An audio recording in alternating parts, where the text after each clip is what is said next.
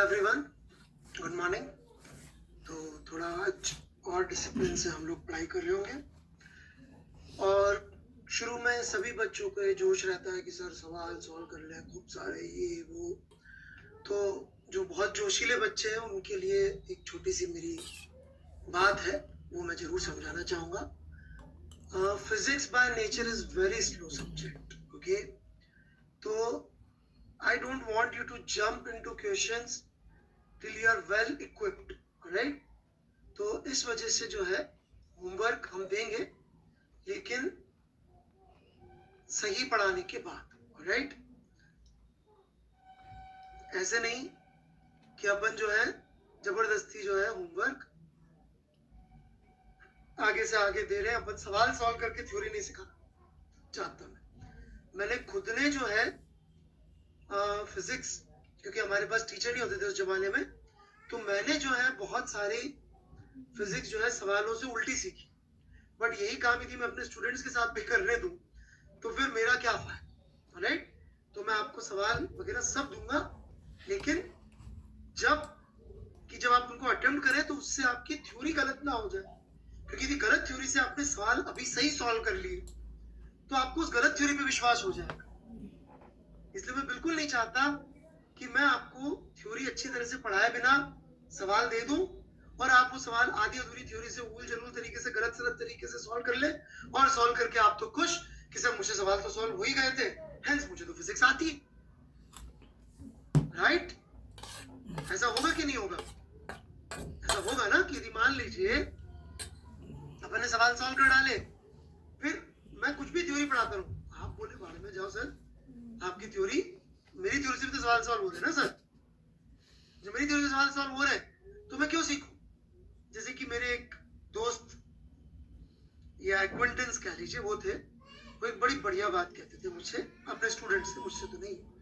वो कहते थे देखो 64 डिवाइडेड बाय 16 क्या आंसर आता है? यदि अपन ने थोड़ा अच्छी तरह से सीखा हुआ है तो अपन इसका आंसर 4 निकाल देंगे, राइट? लेकिन गंदा सीखा हुआ है, 6 को 6 से काट दो तो भी आंसर तो 4 ही आएगा।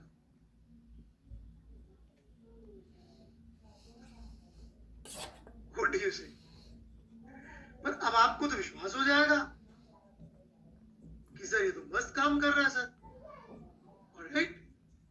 सो I don't want you to go that side in physics, because physics में गलत तरीके से भी सही आंसर बहुत इजीली लाया जा सकता है, ओके? इसलिए हम ऐसा बिल्कुल भी कुछ नहीं कर रहे होंगे।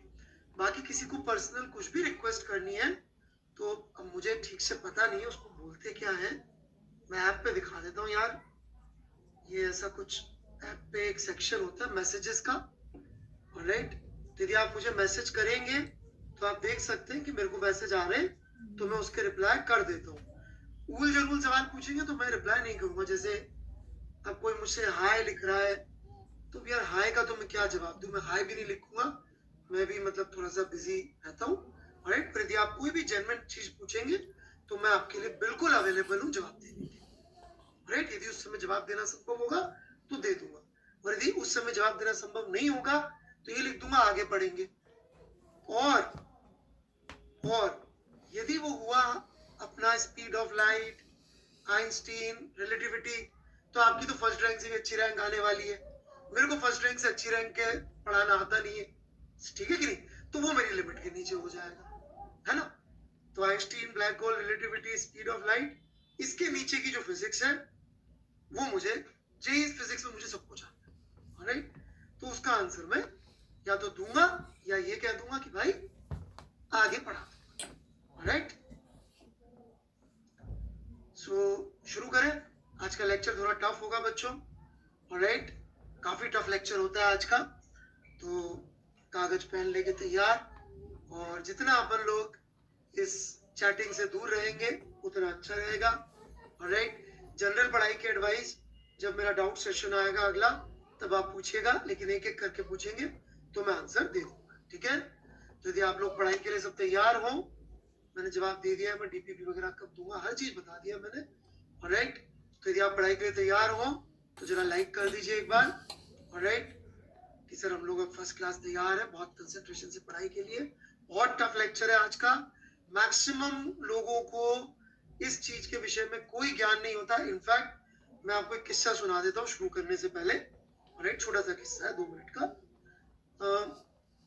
आई used to be head of department at Bansal classes, आज से करीब 10-11 साल पहले, right.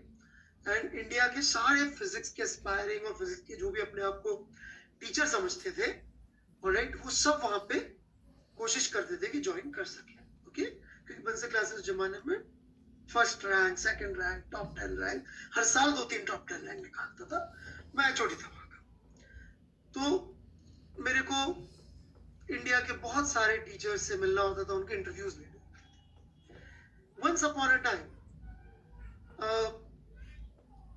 person came for interview in physics and he directly approached my boss and he was a little bit aggressive and थोड़ा सा मतलब प्राउड सा फील कर रहा था, राइट।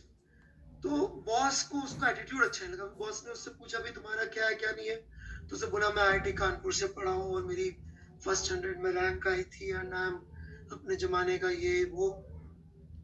तो बॉस को पसंद नहीं आया, ये बॉस है, बॉस की जो इच्छा।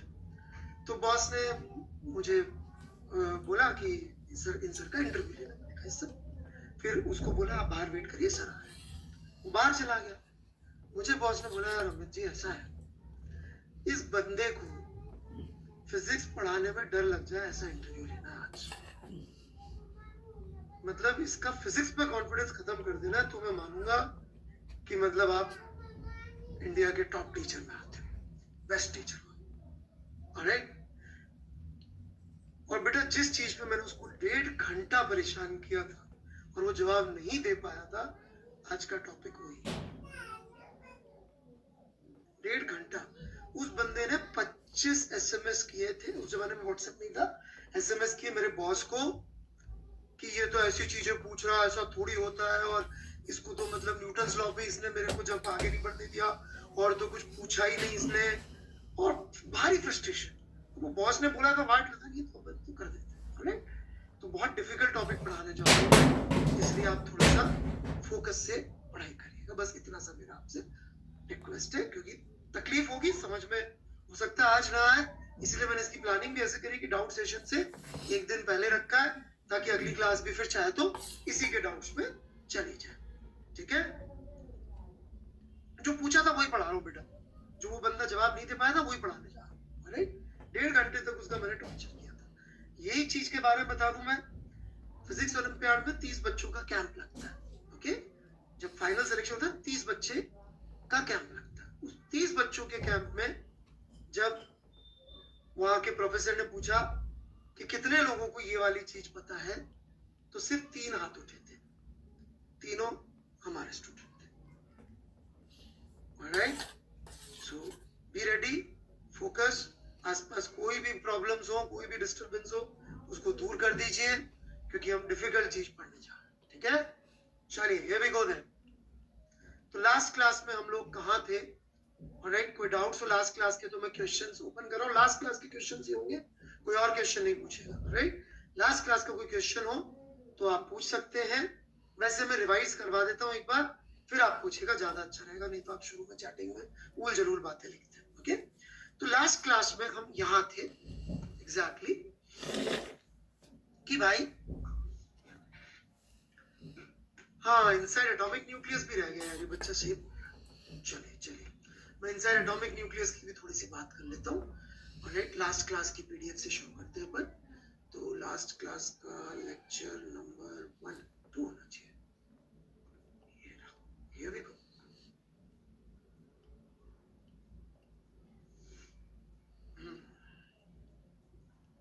तो लास्ट क्लास में हम लोग बात कर रहे थे अबाउट फोर्सेस, राइट। फोर्सेस की बात कर रहे थे हम लोग। तो हमने क्या बोला था फोर्सेस के बारे में कि 2 फोर्स होते हैं, ऑलराइट। क्या क्या फोर्स होते हैं बच्चों, एक होता है ग्रेविटेशनल फोर्स, एक होता है Coulombic force, alright. Gravitational force और कूलम्बिक फोर्स, ऐसे करके 2 फोर्स होते हैं, राइट। और जो एक लास्ट चीज कम समझ में आई थी कूलम्बिक इंटरेक्शन के बारे में, वो मैं बात करता हूँ दोबारा, लेकिन उसके पहले एक छोटी सी बात और करना चाहूंगा बच्चों कि एटम के न्यूक्लियस के अंदर दो तरह के फोर्स और होते हैं, स्ट्रॉन्ग न्यूक्लियर फोर्स और वीक न्यूक्लियर फोर्स। ये हम लोग जेई के लास्ट चैप्टर में हम लोग ये पढ़ेंगे। ऑलराइट, जेई के लास्ट चैप्टर में हम ये पढ़ते हैं वीक न्यूक्लियर फोर्स और स्ट्रॉन्ग न्यूक्लियर फोर्स। ये पहले क्यों नहीं पढ़ते बच्चों? ये पहले हम लोग इसलिए नहीं पढ़ते क्योंकि ये फोर्सेस की जो रेंज है, ऑलराइट, ये न्यूक्लियस की साइज की ही रेंज है। मतलब कि 10⁻⁻15 मीटर के बियॉन्ड ये फोर्स नहीं लगते। 10⁻⁻15 मीटर के बियॉन्ड नहीं लगते, मतलब न्यूक्लियस की जो साइज होती है एटम की उसके अंदर ही लगते, उसके बाहर ये नहीं लगते। जब नहीं लगते तो हमारे रोजमर्रा की पढ़ाई पढ़ाई में इसका हम कोई डायरेक्ट असर नहीं लेते। ये है तो सही, लेकिन हम इसको अभी हमें अकाउंट में लेने की जरूरत नहीं है। ऑलराइट, तो ये दोनों फोर्स अकाउंट में लेने की जरूरत नहीं है। ये बात में किसी को डाउट हो तो अब चैट पे लिख सकता है। इसी बारे में पूछेगा, ग्रेविटेशनल या कूलम्बिक के बारे में नहीं पूछेगा। नो भी नहीं लिखना है, कुछ नहीं लिखना है। डाउट है तो डाउट लिख दीजिए। क्वेश्चंस का भी मैंने ओपन कर दिया है, इररिलेवेंट क्वेश्चन नहीं पूछेंगे। नोट डाउन करना है, आपकी मर्जी।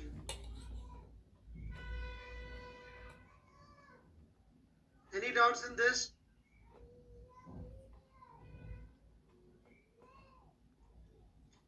क्यों लगता है बेटा इस लेवल पे जाके बेटा हम क्यों का जवाब नहीं दे सकते? इतने फंडामेंटल पे क्यों का आंसर देना संभव नहीं है। I am so sorry. Alright, नहीं, मैं ग्रेविटेशनल फोर्स के बारे में नहीं बात कर रहा हूं, मैं भी बाद में बात करूंगा। डिफरेंस भी नहीं समझ में आएगा, फिर भी if you are interested little bit आप जानना चाहें तो HCV चैप्टर 4 में थोड़ा बहुत इसके बारे में आपको मिल जाएगा। चैप्टर 4, ठीक है बच्चों?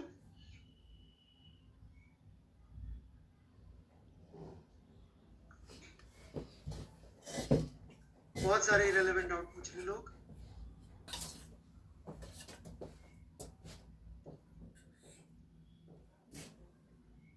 ठीक है, क्लासिकल फिजिक्स में लग ही नहीं पाएंगे। ऑलराइट, और कोई क्वेश्चन है?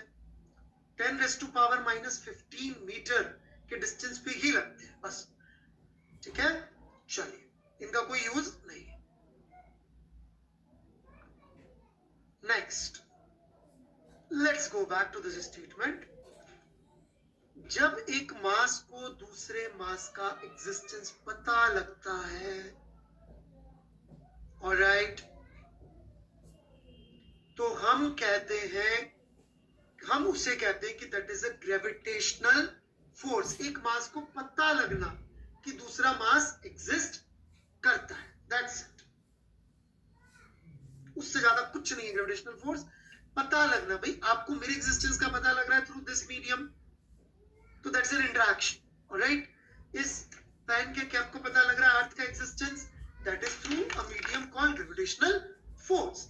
ऑलराइट, तो mass mass interaction is known as gravitational force, and charge interaction is reason of all electromagnetic phenomena। all electromagnetic phenomena बोला तो बेटा इसमें इलेक्ट्रोस्टैटिक्स भी आ गया और मैग्नेटिज्म भी आ गया। प्रूफ हम लोग अभी नहीं दे पाएंगे इन सब चीजों का, इलेक्ट्रोमैग्नेटिज्म में धीरे धीरे पढ़ते रहेंगे। डिपेंड करता है आप कितना अच्छा उस समय कर रहे होते हैं, तो मैं हो सकता है और डीप में समझा दूं, वो 12th में होगा, लेकिन अभी नहीं समझा पाएंगे। फिर एक और बात जो हमने कही, यहां तक कोई डाउट है कि भाई दुनिया में दो तरह के फोर्स, एक चार्ज इंटरेक्शन, एक मास मास इंटरेक्शन। यही दो तरह के फोर्स है न्यूक्लियस के बाहर, और कुछ नहीं। अब कोई डाउट हो तो आप पूछ सकते हैं, क्वेश्चंस में पूछ लीजिए। इधर भी मैं कोशिश कर रहा हूँ देखने की, पर चैट विंडो छोटी हो जाती है। ऑलराइट,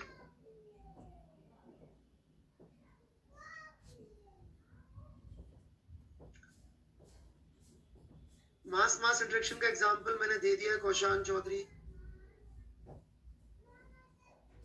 क्या इलेक्ट्रॉन एंड प्रोटॉन को यार चला जाता है, रुकता ही नहीं इस पे।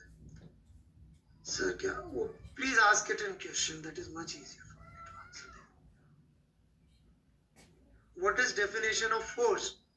When a mass comes to know another mass exists, or when a charge come to know another charge exists, this can be considered definition of force outside atomic nucleus.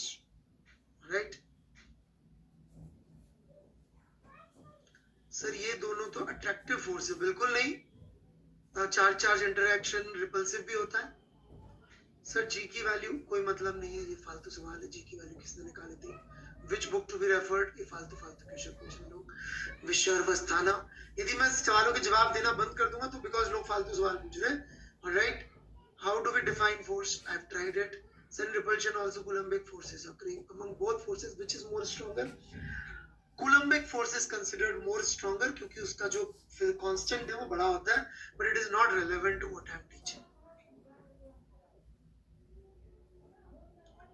Sir, doubt tab off कर दीजिए. Everyone is asking useless doubts. क्या Coulombic force का अलग formula है? लिखा हुआ है वहां पे फॉर्मूला, पता नहीं आप ध्यान नहीं दे रहे. ये छोटा सा फॉर्मूला यहाँ पे लिखा हुआ है. Alright? This is formula of, this is Coulomb's law. Okay? चलिए. नहीं, मास चार्ज इंटरेक्शन नहीं होता. कोरिलेस फोर्स कोई ऐसी चीज नहीं होती. आपने नाम जान लिया है. मैं शब्दों का अर्थ जानने में मतलब रखता हूँ, क्योंकि मेरे गुरुजी रिचर्ड फेनमैन बोलते हैं कि अर्थ जानिए, नालायक लोग सिर्फ शब्द जानते हैं. तो मैं शब्द नहीं, अर्थ में विश्वास करता हूँ. राइट? तो मुझे तो अर्थ नहीं पता फिलहाल तो कोरिलेस फोर्स का.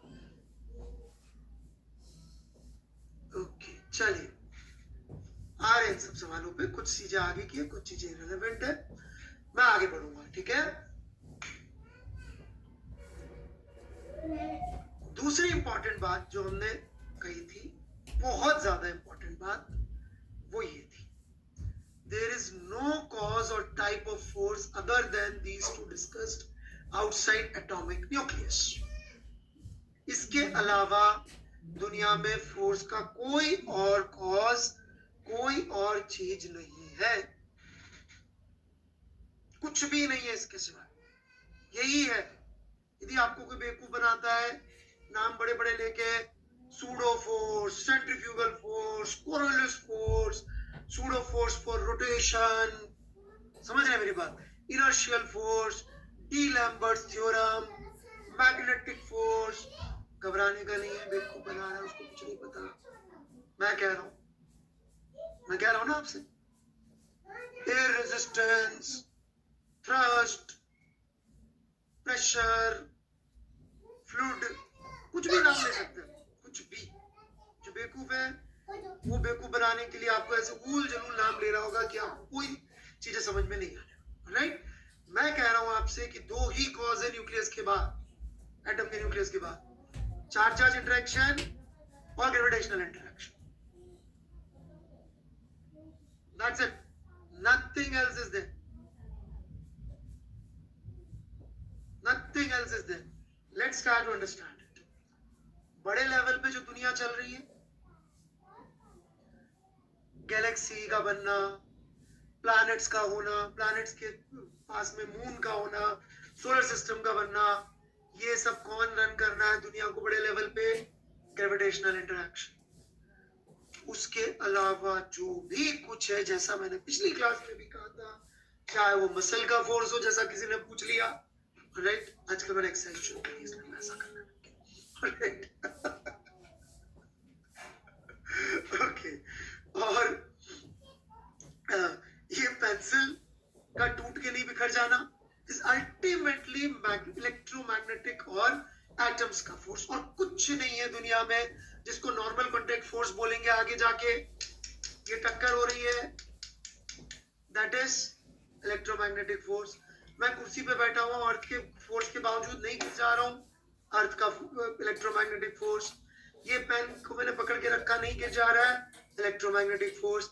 जो भी चीजें हो रही हैं अभी आप समझ लीजिए इलेक्ट्रोमैग्नेटिक फोर्स है. जब अगला चैप्टर शुरू होगा, Rahul Gupta welcome to flash, ये नहीं चलेगा आपका वेलकम करना यहाँ पे. Alright Rahul Gupta, this is a warning. Should I block you?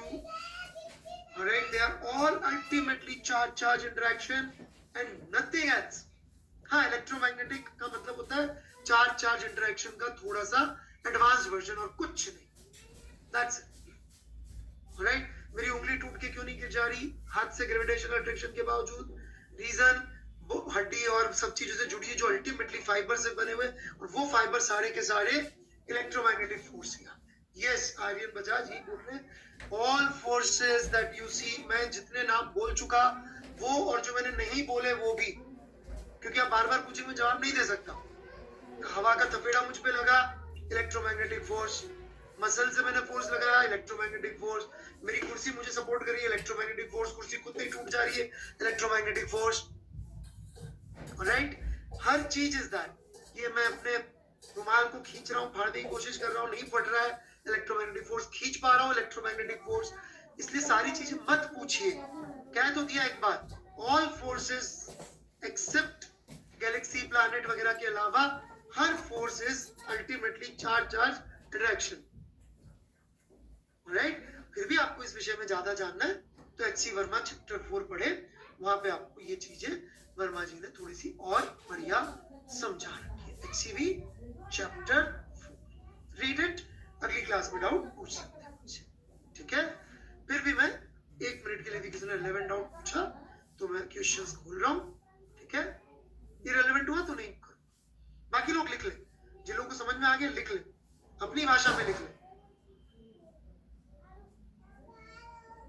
F1 to F2 1 है, 1 का 2 पे लगाया फोर्स और 2 का 1 पे लगा force, but we don't need it बेटा, it is just like that. Muscles का फोर्स इलेक्ट्रोमैग्नेटिक कैसे है?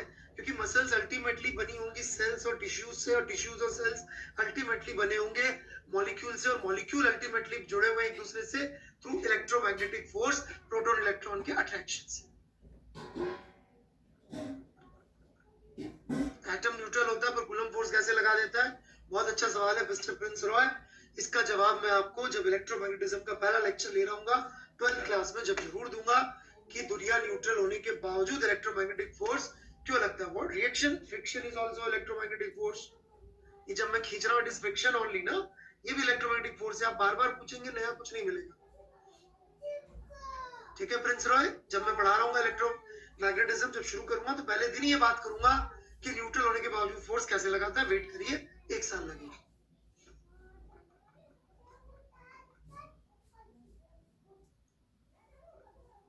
सेंट्रीपिटल जैसा कोई फोर्स नहीं होता, सूडो फोर्स कुछ नहीं होता, डीएलएम्बर्ट फोर्स नहीं होता, कोरोलिस फोर्स नहीं होता, कुछ नहीं होता, यही दो होते। ओके, इररिलेवेंट डाउट आने शुरू हो गए इट सीम्स।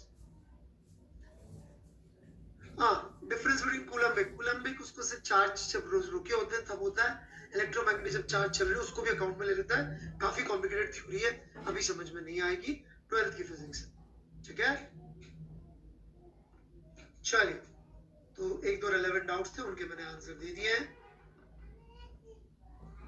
बाकी मेरे ख्याल से सबको फर्स्ट क्लास समझ में आ गया है कि यही है।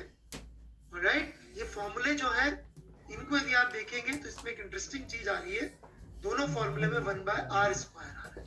इसका मतलब है r is distance between two particles, इसका मतलब ये बहुत दूरी तक लग सकते हैं, ठीक है?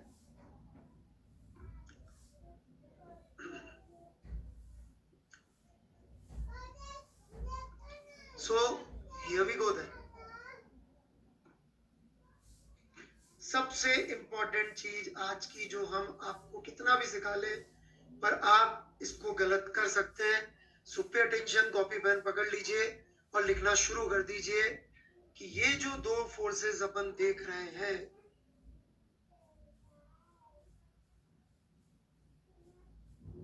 राइट, इसमें क्या क्या क्वांटिटी आ रही है? मास आ रहा है, ये आ रहा मास, आ रहा है ना मास? चार्ज आ रहा है, ये रहा चार्ज, आ रहा है मास और चार्ज। ये दोनों इंडिपेंडेंट है फ्रेम से।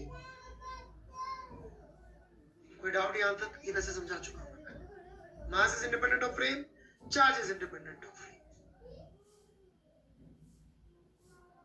व्हाट इज फ्रेम मैं समझा चुका हूं पिछली क्लास में, ऑब्जर्वर, राइट, अलग अलग ऑब्जर्वर। पिछली क्लास या तो अटेंड नहीं करी आप लोगों ने। जो फ्रेम पूछ रहे, फ्रेम मतलब ऑब्जर्वर, ऑब्जर्वर से इंडिपेंडेंट, राइट? ऑब्जर्वर से इंडिपेंडेंट है, मास भी और चार्ज भी, मतलब इनकी वैल्यू एब्सोल्यूट है, ये देखने वाले पे डिपेंड नहीं करेगा, एब्सोल्यूट, राइट। जैसे कि फिटनेस रिलेटिव होती है, जैसे आप हो सकता है मेरे रिलेटिव फिट हो, डेथ एब्सोल्यूट होती है, ये नहीं होता ये आधा मरा पूरा मरा, मरा तो पूरा मरा, नहीं मरा तो नहीं मरा, फिटनेस इज रिलेटिव, राइट, अलग अलग लेवल की फिटनेस होती है, तो ये एब्सोल्यूट है। Alright, now distance is independent of frame, distance का आ रहा है इन फॉर्मूलों में, ये रहा, distance between two masses, distance between two charges, ये भी हमने समझाया था कि लेंथ जैसा, बिल्कुल सही नमन, लेंथ जैसा है, डिस्टेंस इज लेंथ एक्चुअली, तो ये भी इंडिपेंडेंट ऑफ फ्रेम है। वेरी गुड, कई लोग सही डायरेक्शन पकड़ लिए, आई होप कॉपी में लिख लिया होगा। जी और के तो universal constants, universal constants, right, hence very important result, बड़ा बड़ा लिख लेना कॉपी में, पूरे पेज पे चाहे तो यही एक लाइन लिख लेना, force is independent of frame, क्योंकि जो फोर्स के कॉज है वो इंडिपेंडेंट ऑफ फ्रेम है, इसीलिए कॉज से चलना पड़ता है। जो भूल गए याद दिला दूं, मैंने 3 चीजें पढ़ाने में टाइम दिया था, एब्सोल्यूट होना, रिलेटिव होना, कंडीशनल होना, यूनिवर्सल होना, याद आ रहा है, और ऑब्जर्वर के बारे में, ये तीनों भी समझ में नहीं आएगा, सवाल कर लेंगे गलत समझ, सब चीजें यूज होना, याद आ रहा है, और ऑब्जर्वर के बाद वो इंडिपेंडेंट ऑफ फ्रेम है, इसीलिए कॉज से चलना पड़ता है। जो भूल गए याद दिला दूं, मैंने 3 चीजें पढ़ाने में टाइम दिया था, एब्सोल्यूट होना, रिलेटिव होना, कंडीशनल होना, यूनिवर्सल होना, याद आ रहा है, और ऑब्जर्वर के बारे में, ये तीनों चीजें जब तक नहीं समझेंगे फिजिक्स का भी समझ में नहीं आएगा, सवाल कर लेंगे गलत समझ, सब चीजें यूज होंगी आज।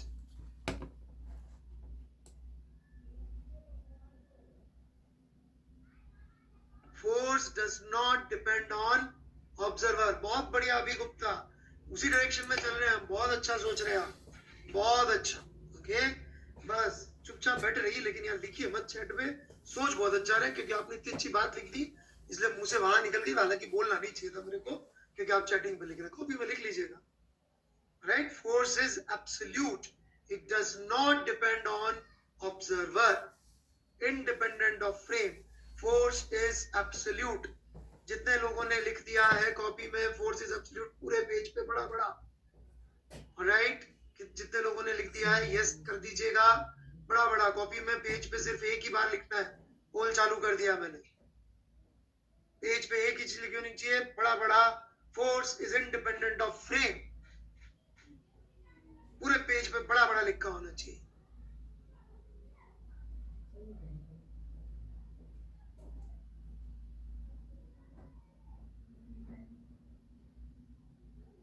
अभी भी 100% नहीं है, कुछ बच्चे नो लिख रहे, अबे नलायकों, नो लिखने की जगह तो कॉपी में लिख सकते थे, कैसे बच्चे हो यार, या नो लिख रहे हो, इसकी वजह कॉपी में लिख लेते और फिर यस कर देते, कैसे बुद्धू बच्चे।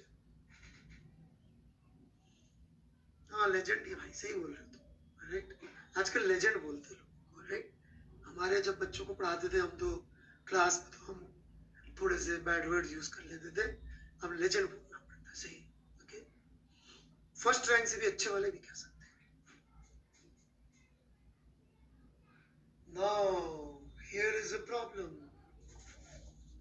जैसा कई लोगों ने किया था gas, force is independent of frame, mass is independent of frame, observer जो है ना वो थोड़ा सा अच्छा वर्ड कम होता है, ज्यादा टेक्निकल वर्ड फ्रेम होता है, तो इसलिए हम फ्रेम कह रहे हैं, ऑलराइट, तो force is absolute, mass is absolute, but acceleration हमने बात करी हुई है, डिपेंड करता है, पिछली क्लास के नोट्स देख लीजिए, पिछली क्लास के नोट्स देख लीजिए,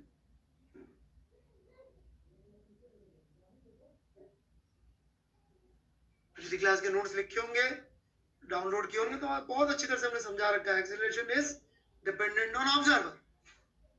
this brings me to one of the biggest problem.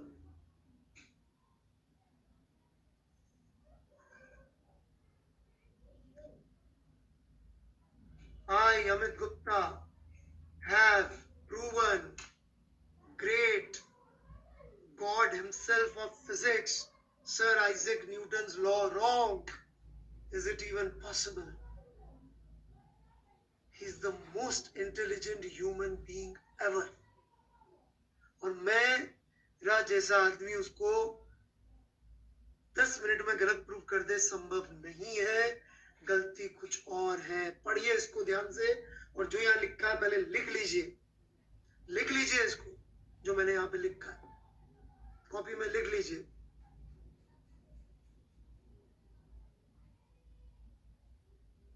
अपने आंसर मत दीजिए गलत सलत. फर्स्ट राइट इट डाउन, जो भी यहाँ लिखा हुआ है.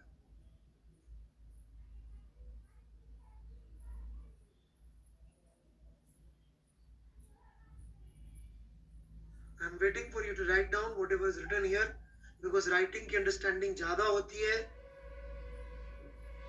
राइट, राइटिंग की अंडरस्टैंडिंग ज्यादा होती है सुनने की अंडरस्टैंडिंग से, देखने की अंडरस्टैंडिंग से. तो ये लिख लीजिए.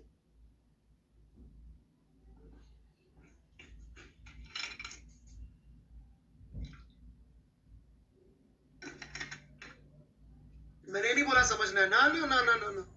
अभिनव शेखर, मैंने नहीं बोला आपको समझना है. समझाऊंगा मैं, आपको लिखने को बोला मैंने. समझना इज नॉट प्रीरिक्विजिट ऑफ लिखना. लिखना इज प्रीरिक्विजिट ऑफ समझना in my word. Attend my first lecture. लिखना इज प्रीरिक्विजिट ऑफ समझना. अभिनव शेखर, समझने की मैं बात ही नहीं कर रहा हूं. पहले लिख ले, मैं समझाऊंगा. समझाने का काम मेरा, लिखने का काम आपका. राइट, शुरू करूं समझाना. So here we go. फिर इसके बाद मैं डाउट्स भी लूंगा. राइट,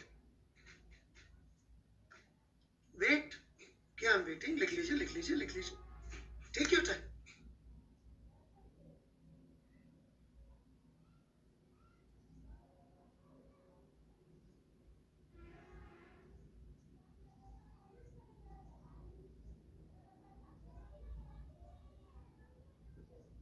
पिछला लेक्चर सुन लीजिए, फ्रेम या ऑब्जर्वर एब्सोल्यूट रिलेटिव, मैंने बहुत अच्छी तरह समझा रखा है. राइट, पिछला लेक्चर सुनिए, पूरा उसी पे था.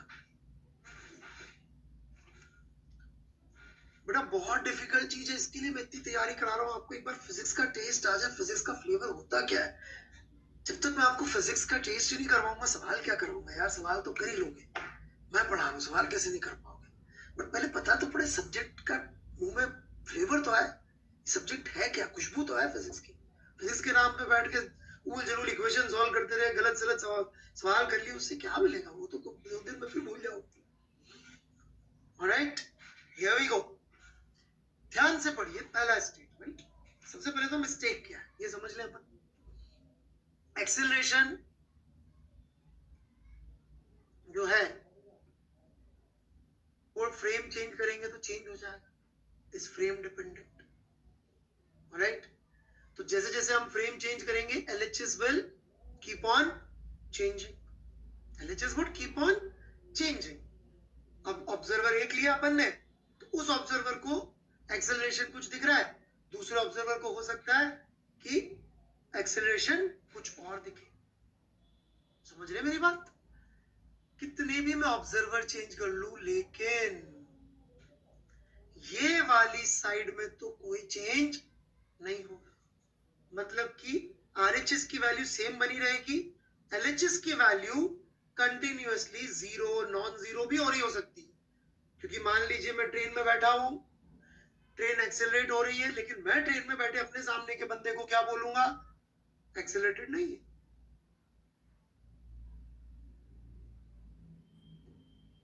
आर्यन सिन्हा बिल्कुल ध्यान नहीं दे रहे, बिल्कुल भी ध्यान नहीं दे रहे.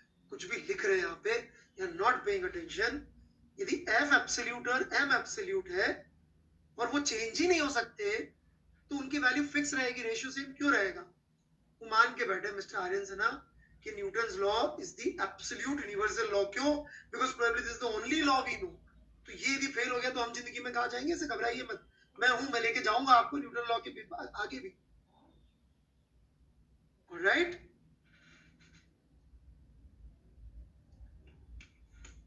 प्लीज ध्यान से सुने, एफ का वैल्यू ऑब्जर्वर चेंज होने पे एफ का वैल्यू चेंज नहीं हो सकता, एम का वैल्यू चेंज नहीं हो सकता। मतलब एफ और एम का वैल्यू अलग अलग ऑब्जर्वर को भी सेम बोलेंगे, एफ का भी बोलेंगे, एम का ही बोलेंगे। ऐसा नहीं एफ और एम का वैल्यू अलग अलग बोल के फिर रेशियो सेम हो जाएगा जैसा कुछ लोग सोच रहे। ना ना ना, एफ का वैल्यू दुनिया का हर ऑब्जर्वर को सेम बोलना पड़ेगा, मास का वैल्यू दुनिया के हर ऑब्जर्वर को उस ऑब्जेक्ट का सेम बोलना पड़ेगा।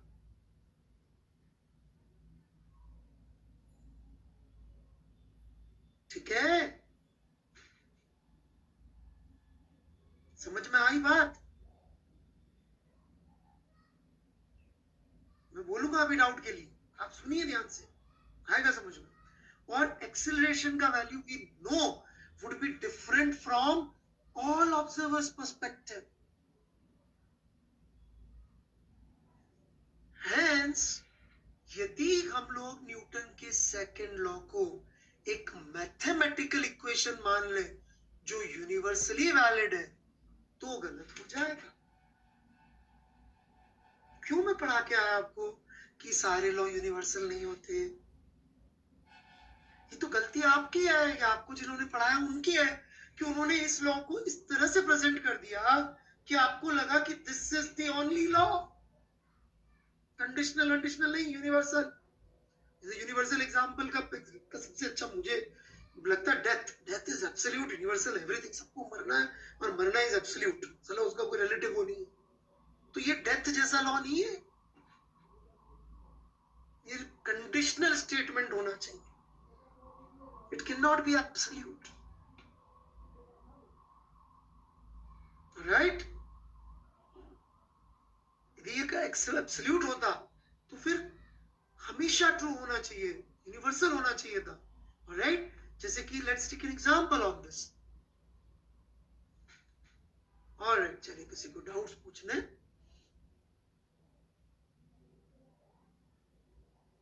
Yes yes, we will come to all this things. पहले आप कितने लोगों को ये समझ में आ गया कि Newton second law may not be a universal,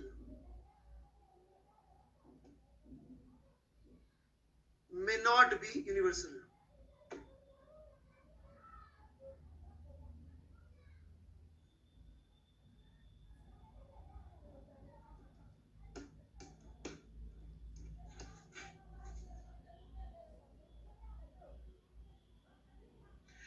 गलत नहीं है यार, एक तो ये कंडीशनल का मतलब बेटा गलत नहीं होता।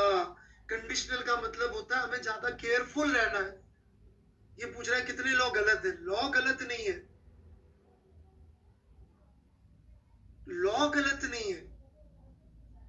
गाड़ी लेफ्ट साइड में चलाना चाहिए कि राइट साइड में चलाना चाहिए, डिपेंड करता है ना, इंडिया में हो कि अमेरिका में हो। गलत नहीं है ये लॉ, कंडीशनल है। और चूंकि कंडीशनल है और यूज बहुत ज्यादा होता है, इसलिए सबसे ज्यादा डेंजरस है।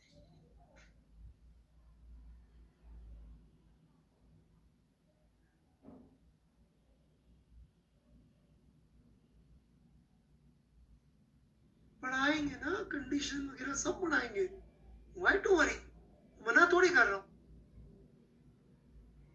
मैं पढ़ाऊंगा ना। लेकिन पहले आपका विश्वास तो हटे थोड़ा सा, क्योंकि आप लोग तो जो है ये मान के बैठे हुए हैं और मैं पढ़ा दूंगा, उसके बावजूद मैं क्लेम कर रहा हूं अगले 2-3 बार में सवाल लूंगा और आप ये फिर भी, it's a virus in your brain कि आप मान के चलेंगे f is equal to m a तो ट्रू होता है। कब? ऑलवेज। आप सब मान जाएंगे, फिर भी आप लगाएंगे f is equal to m a को एज ए यूनिवर्सल मेरे पढ़ाने के बावजूद, और मैं अगला तो हो रहे यार सर गलत होता है, सर आप सही कहते हैं। आप इतने ज्यादा कन्विंस्ड है इससे क्योंकि क्या आपने फिजिक्स में इसके अलावा कोई लॉ देखा ही नहीं आज तक, तो आपने जो देखा तो आप तो इसके मुरीद हो गए, फैन हो गए। Love at first sight, f is equal to m a. Newton का नाम और इक्वेशन, तो अपन तो प्यार में पड़ गए, प्यार में पड़ गए तो सही होता है। तो ये सही नहीं है, ये नहीं कह रहा हूं मैं कि गलत है, मैं कह रहा हूं conditional, it's not an absolute law, right? ठीक है, ये हाथ हिलाने का क्या मतलब होता है मेरे को नहीं पता, ये इमोजी वगैरह थोड़े कम यूज किए हैं, कुछ लोग हाथ बहुत ज्यादा हिला रहे हैं, what does that mean? Hi hello मुझे बोल रहे हैं,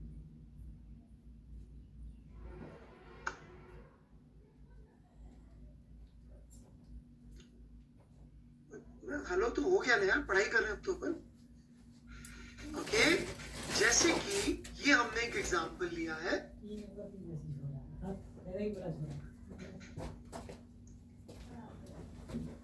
कि दी न्यूटन लॉ ये है and there is no conditionality, right? Let's say it's an absolute law with no conditionality. क्या लिखा मैंने? It's an absolute law with no conditionally. यदि हम थोड़ी देर के लिए ऐसा मान ले, है नहीं, मान ले, राइट? तो वो क्लास के हिसाब से चौक लिख दिया। Consider two pen caps that are release from same horizontal height, और इस पे एक चींटी बैठी है, चींटी मैं नहीं बैठा पाऊंगा इस पे लाके, राइट? तो मान लेना चींटी बैठी है, okay? I can't bring a hand and बोलो देखो ये बैठी है, ओके? सो एक चींटी बैठी हुई है इस पे, और ये ब्लू वाले, ट्रांसपेरेंट वाले पे बैठी है, ब्लू वाले को देख रही है, राइट? इस मोशन के दौरान जब मैंने इनको फ्री फॉल करवाया, राइट, इस मोशन के दौरान चींटी को इसका एक्सेलरेशन कितना दिख रहा था? प्लीज आंसर, कितना दिख रहा था? 0 दिख रहा था। Very good. आपको कितना दिख रहा था? आपको इस ब्लू ढक्कन का कितना दिख रहा था एक्सेलरेशन? जी दिख रहा था। चींटी को 0 दिख रहा था, चींटी को जी दिख रहा, सॉरी, चींटी को 0 दिख रहा था, आपको जी दिख रहा था। इसमें कोई डाउट है?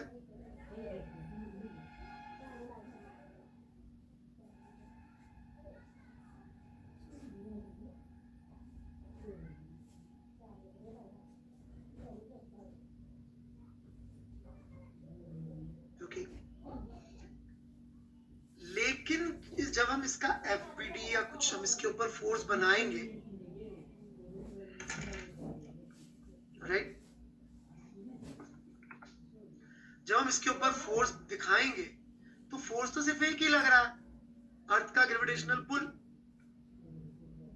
और तो इसके ऊपर कोई फोर्स लग नहीं रहा अर्थ के ग्रेविटेशनल पुल के सिवाय, राइट? तो आप देखेंगे फोर्स तो आ गया दोनों के लिए सेम, मास भी इसका सेम, लेकिन न्यूटन सेकंड लॉ एक के लिए आंसर सही देगा और दूसरे ऑब्जर्वर के लिए गलत दे देगा, क्योंकि न्यूटन सेकंड लॉ गलत नहीं है, आपकी अंडरस्टैंडिंग गलत है। ये एब्सोल्यूट नहीं है लॉ, यूनिवर्सल लॉ नहीं है, कंडीशनल लॉ है। और जब तक हम ये नहीं दिल में मान के बैठेंगे कि सेकंड लॉ लगाते हुए गलती हो सकती है, और मैंने आपको उसके बिना सेकंड लॉ के सवाल करवा दिए, तो आप कॉन्फिडेंस आ जाएगा, सर मुझे सेकंड लॉ आता है, क्यों सर मेरे आंसर मिल रहे हैं, 99 सवालों के आंसर मिलेंगे, बस एक का नहीं मिलेगा जो जेई में आएगा। क्या फायदा 99 सही करके और वो एक गलत करके जो जेई पे आएगा? Now you get it? So law is not wrong, it is conditional. भाई जैसे दवाई होती है यार, कि दवाई खाते हैं, राइट? सही आदमी यदि दवाई खा ले तो उसके ऊपर साइड इफेक्ट हो जाते हैं, दवाई ना सही होती ना गलत होती, कंडीशनल होती है कि भाई डॉक्टर को लिखी नहीं चाहिए, डॉक्टर ने सही आइडेंटिफाई किया होना चाहिए, फिर से दवाई खा। वही दवाई बिना डॉक्टर के खा रहे हो, you can even die. There are medicines जो यदि आपने उस कंडीशन के बिना खा ली तो इट विल किल यू, तो दवाई थोड़ी खराब थी।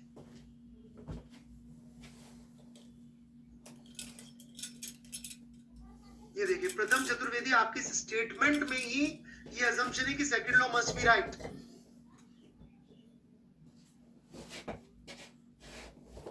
सोचिए इस बारे में जो आपने लिखा था प्रथम चतुर्वेदी। मैं ढूंढ रहा हूं इसका डाउट, एक minute,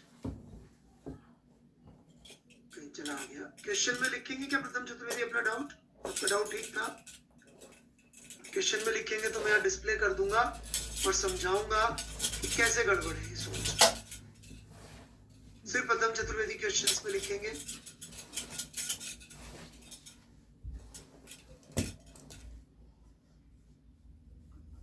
I'm waiting for Pratham Chaturvedi to write question so I can display it.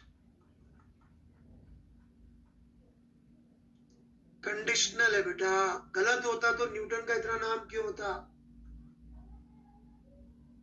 गलत नहीं है, कंडीशनल है।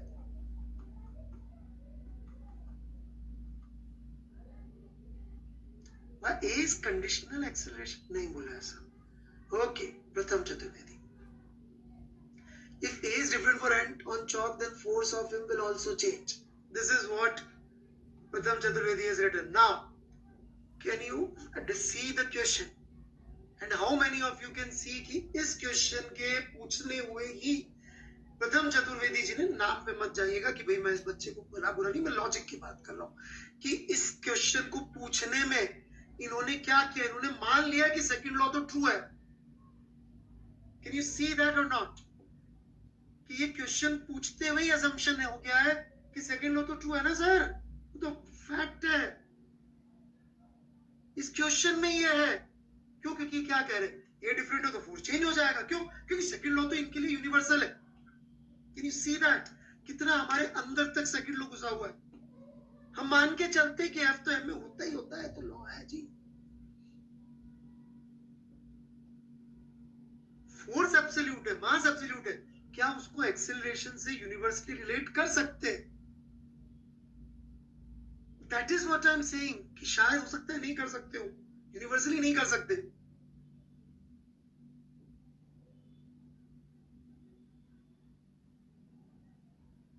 There may be some conditions for that.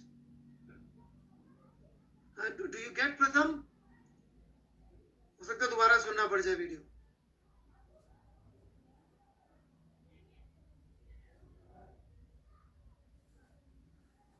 Okay प्रथम, थैंक यू बेटा।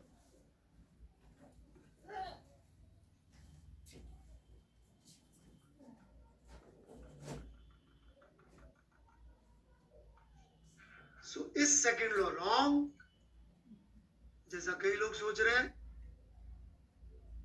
राइट? कई लोग यही सोच के कुछ हो रहे हैं कि वाह जी एक लॉ कम हो गया, राइट? उनको दुख, उनको मैं थोड़ा सा दुखी कर रहा हूं। नहीं, रॉन्ग होता तो बड़ा अच्छा रहता, बच जाते। Alright, sorry, answer is no. और इज इट कंडीशनल?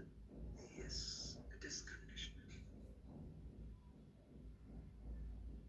चूंकि कंडीशनल है इसलिए तकलीफ है।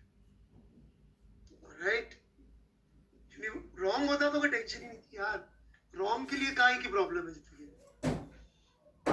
रॉन्ग के लिए there is no tension. Careful रहना पड़ेगा, राइट?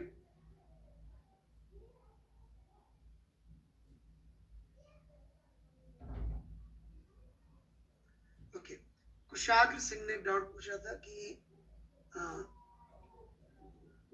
ये कंडीशनल है क्या?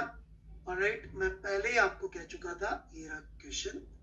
ऑलराइट, मैंने पहले ही बहुत अच्छी तरह से बात करी हुई है कि ये लॉ एब्सोल्यूट और यूनिवर्सल लॉ है।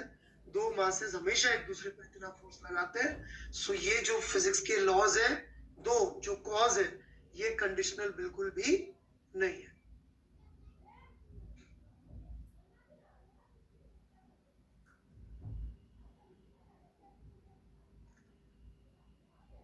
Okay, so I think I've answered this question. एक और सवाल है, ऑलराइट? अभिषेक कपूर का, सर एक ही वैल्यू कैलकुलेशन पर दोनों के लिए सेम आएगी। He is also firm believer कि भैया न्यूटन सेकंड लॉ मत उड़ाओ, सर एक ही लॉ आता है, उसको भी आप उड़ा दोगे तो मैं तो सर ये मान, मैं तो दिल टूट जाएगा। तो कैलकुलेशन में अलग आएगी और ऑब्जर्वेशन में अलग आएगी। यदि ऑब्जर्वेशन और कैलकुलेशन मैच नहीं हो रही है तो calculation is wrong.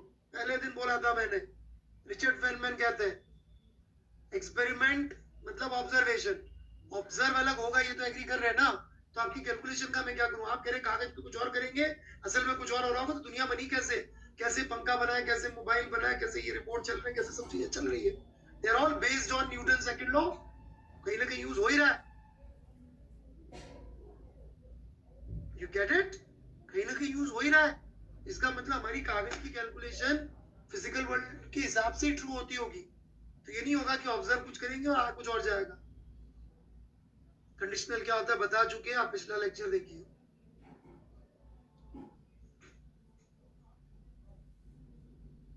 Previous slide वाला आपको लिखने की जरूरत नहीं है। ओके,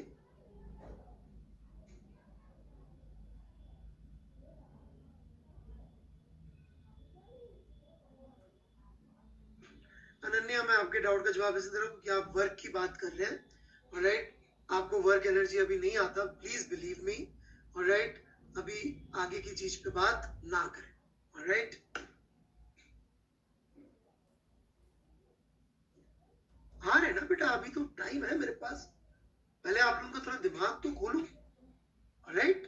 पहले अभी अपन जमीन को थोड़ा क्या करते हैं ना, जब उसमें कुछ बढ़िया चीज उगानी होती है फसल, तो खूब उसको खोदना पड़ता है, मिट्टी को उलट पलट करना पड़ता है, तब जाके किसान उसमें कुछ अच्छे बीज डालते हैं। तो अच्छे बीज डालने के पहले का प्रोसेस चल रहा है। अभी अपन ट्रैक्टर देख, कभी खेतों में देखा हो तो ट्रैक्टर चल रहे होते हैं, वो जमीन को ऊपर नीचे कर रहे होते हैं, बहुत सारी तैयारी करते हैं, जमीन को तैयार करना पड़ता है।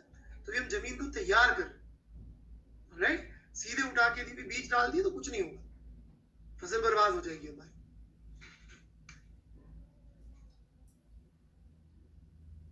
ओके, तो एक बार और डाउट का चांस ले रहा हूँ। आगे आगे की चीजें ना पूछे, जो पढ़ा रहे वो पूछिए। मुझे नहीं लगता आपको वर्क एनर्जी आती है, ओके, इसलिए मैं आगे की चीजों के डाउट का जवाब नहीं दूंगा। क्वेश्चंस को मैंने ओपन कर दिया है।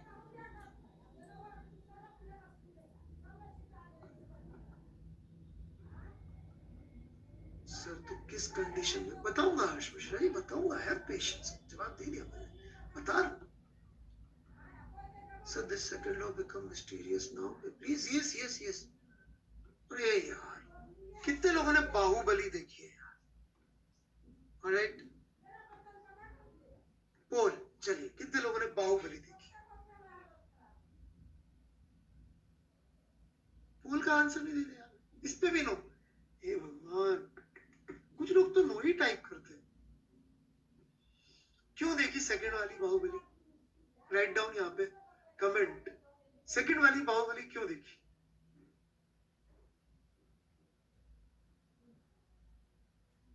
What was one line which lead everyone to watch second?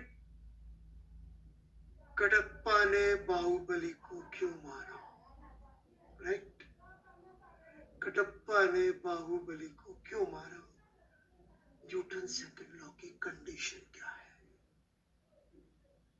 तो जब तक दिमाग तैयार होगा, सस्पेंस, तभी तो सीखेंगे। अरे क्या लोग तैयार होके गए थे, कटप्पा ने बाहुबली को क्यों मारा, वैसे हम भी तैयार कर रहे हैं आप लोगों को, ऑलराइट, न्यूटन सेकंड लॉ की कंडीशन के लिए। क्या लोग मतलब कटप्पा ने बाहुबली को क्यों मारा, यही तो चाहिए अपन को, और क्या चाहिए? तभी तो सीखेंगे अपन की यार क्या ध्यान से लोग मूवी देख रहे थे कि अच्छा ये हुआ, वो हुआ, फिर ये हुआ। That's how it is. So good lecture should be like Hitchcock movie. One of my favorite directors. बड़े आगे, ready everyone?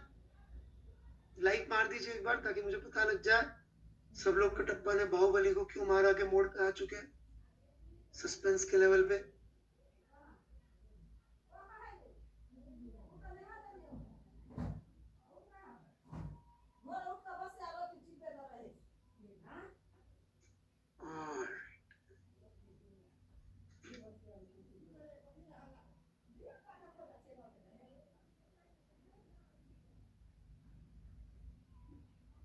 So here we go. वही बात दोबारा लिखी है, ऑलराइट। वही बात दोबारा लिखिए कि deeper look at second law being conditional, mass and force independent of frame, acceleration depends on frame, frame मतलब ऑब्जर्वर। ऑलराइट, नाउ थोड़ा और देख लेते हैं, अभी आंसर नहीं दे रहा हूं मैं, ओके अभी थोड़ा और समझाऊंगा, जरा फिर से समझ लेते हैं कि प्रॉब्लम हो क्यों रही है। Alright,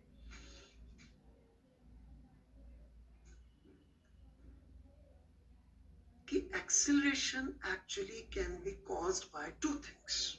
What can cause acceleration? I can cause acceleration by applying force. ये मेरे पास पेन का ढक्कन है, इसको एक्सेलरेट करने का एक तरीका आप लोगों को सबको ये वाला दिख रहा होगा, राइट? सब लोगों को पेन का ढक्कन दिख रहा है कि नहीं दिख रहा है? दिख रहा है ना? ओके, इसको एक्सेलरेट करने का एक तरीका फोर्स लगा है, देखा सबको एक्सेलरेट होता हुआ। ऑलराइट, एक और तरीका है इसको एक्सेलरेट करने का, वो ये कि मैं इस लैपटॉप की स्क्रीन को थोड़ा आगे पीछे करूं। ऑलराइट, जब मैं इस लैपटॉप की स्क्रीन को आगे पीछे कर रहा हूं तो भी आपके लिए तो वो पेन आगे पीछे ही हो रहा है, एक्सेलरेट ही हो रहा है, इल्यूजन नहीं है। वो रीजन है ऑब्जर्वर का मूव होना, या फिर आप अपनी कुर्सी पे बैठे बैठे आगे पीछे हो लीजिए, ऐसे ऐसे हो लीजिए, ऐसे ऐसे हो लीजिए, तो भी आपको ये पेन आगे पीछे होता हुआ दिखाई देगा। मतलब कि इस पेन को, कैप को एक्सेलरेट करने के दो तरीके। लैपटॉप में आप अपनी खुद की मुंडी हिला लो जयेश जी, कोई इशू नहीं है, अपनी मुंडी दाएं बाएं आगे पीछे ऊपर नीचे कूद लीजिए, बैठे बैठे थक गए होंगे तो आप जंप भी कर सकते हैं, जंप करके इसको देखते रहिएगा, बस आगे ही रखिएगा, तो आपको पेन एक्सेलरेट होता हुआ दिखाई दे जाएगा। और दूसरा तरीका है कि मैं इस पर फोर्स लगा दूं, और एक तरीका आप जहां बैठे वहां पेन पे नजरें गड़ाए रखे, कूदे भागे फिरे चले आगे पीछे, अपना लैपटॉप मोबाइल आगे पीछे कर ले, जो चाहे कर लीजिए, आपको ये पेन एक्सेलरेट होता हुआ दिख जाए। And the problem with second law is what? What is the problem with second law? Second law does not incorporate both the causes of acceleration. समझे कि नहीं समझे?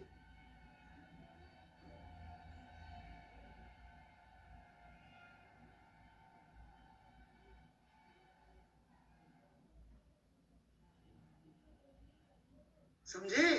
Second law does not incorporate both the causes. It incorporates only acceleration. Second law क्या है? F is equal to m ही होता है ना भाई। इस लॉ में ऑब्जर्वर के लिए तो कोई जगह है ही नहीं, ये तो बोल रहा है फोर्स से आता है एक्सेलरेशन।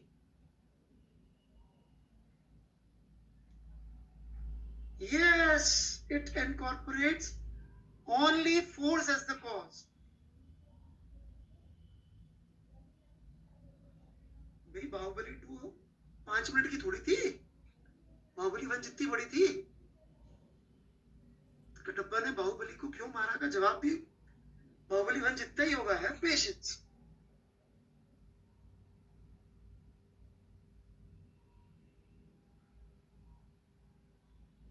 ये जो लॉ है तो फोर्स की बात कर रहा है, इसमें कहां लिखा ऑब्जर्वर कौन है?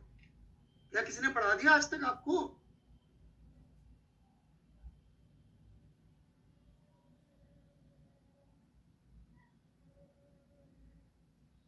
किसी किताब में पढ़ लिया?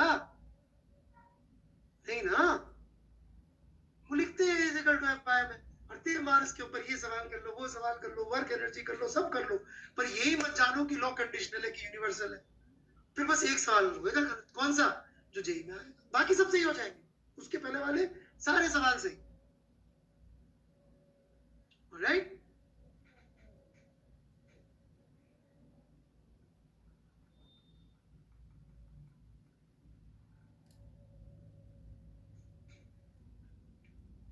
कुछ क्वेश्चन है तो पूछ सकते हैं।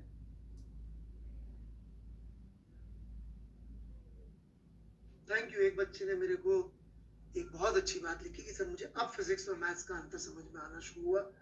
Thank you very much. Alright, ये सुन के ना दिल खुश हो जाता है कि मतलब मैं आपको मैथ्स से अलग फिजिक्स सिखा सकूं, मतलब this is my passion in life कि मैं फिजिक्स समझा सकूं। Alright, my first love in life is physics. Alright, बोल सकता हूँ, my wife is not here right now.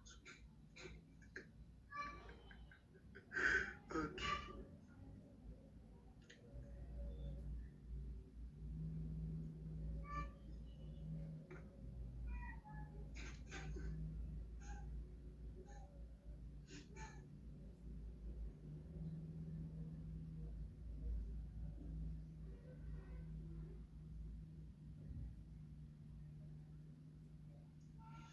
Okay, मैं डाउट्स क्वेश्चंस बंद कर रहा हूँ।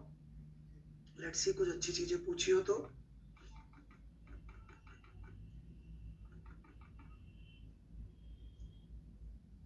उदय सिंह जी देखिए, ये एक बच्चा फिर से ये मान के चल रहा है।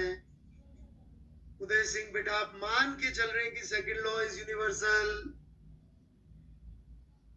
आप मान के चल रहे हैं यूनिवर्सल है सेकंड लॉ, जब आप ये कह रहे हैं। ये वायरस है दिमाग में, बिल्कुल जिसको बोलते हैं ना बूट सेक्टर का वायरस होता है एक, जो मतलब हार्डवेयर में घुस जाता है, वो है second law.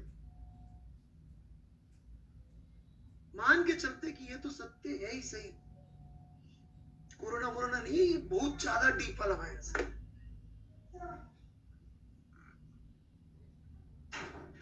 Okay,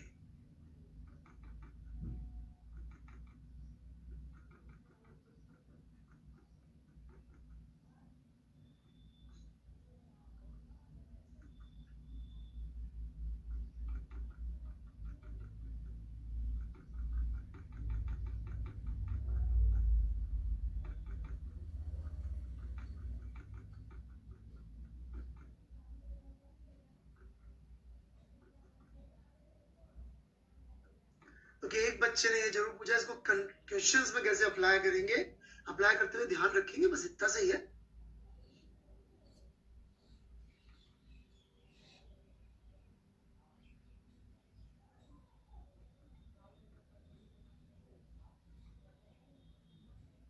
okay sir, अगर सर तो ऐसा कोई एक ऐसा लॉ नहीं हो सकता कि ऑब्जर्वर इनकॉर्पोरेट करे, ये मुझे नहीं पता एकाग्र अग्रवाल, बट अभी प्रेजेंट में बात सेकंड लॉ की कर रहा हूं। सेकंड लॉ जो है, ऑलराइट, उसके दो कॉज हो सकते हैं एक्सेलरेशन के, पर सेकंड लॉ सिर्फ और सिर्फ एक ही लॉ को फॉलो करता है, मतलब एक ही कॉज को इनकॉर्पोरेट या इंक्लूड करता है। वो इनकॉर्पोरेट का मतलब इंक्लूड करता है, वो इस बात को समझता ही नहीं है, बोलता ही नहीं है कि एक्सेलरेशन ऑब्जर्वर से भी आ सकता है। इनकॉर्पोरेट मतलब वो इसको एज अ फैक्ट ही नहीं लेता। भाई जैसे पहले जमाने में किसी की तबीयत खराब हो जाती थी, कोई थोड़ा मेंटल डिस्टर्ब हो जाता था, तो मान लेते उस पर भूत प्रेत का साया है, वो इनकॉर्पोरेट लेते थे कि यार हो सकता है जैसे बीमारी से बेचारे की बुखार आती है, वैसे दिमाग पे भी बीमारी हो सकती है। वो मान लेते भूत चढ़ के ये पागलों जैसी बातें कर रहा है, तो they did not incorporate there is another cause. तो कई जमाने तक जो बेचारों को थोड़ा मेंटल कुछ हो जाता था, उसको लोग बोलते थे पाप की वजह से हो गया या भूत प्रेत का सहाय, वो इसको इनकॉर्पोरेट ही नहीं करते थे कि ये हो सकता है कि कुछ केमिकल लोचा है, right. In language of one of my favourite movie Munna भाई, राइट, सेकंड वाली लगे रहो, तो उसके दिमाग में केमिकल लोचा है, वो इनकॉर्पोरेट ही नहीं करते थे, मान लेते थे कि भाई इट मस्ट बी भूत चढ़ गया। वैसे ही ये लॉ क्या कह रहा है कि एक्सेलरेशन सिर्फ फोर्स से आता है यदि अपन इसको यूनिवर्सल मान ले तो, ठीक है, तो limited. Now I am asking a very important question, you can give its answer. तो किसने दी होगी conditional condition for validity of second law, किस साइंटिस्ट ने दी होगी?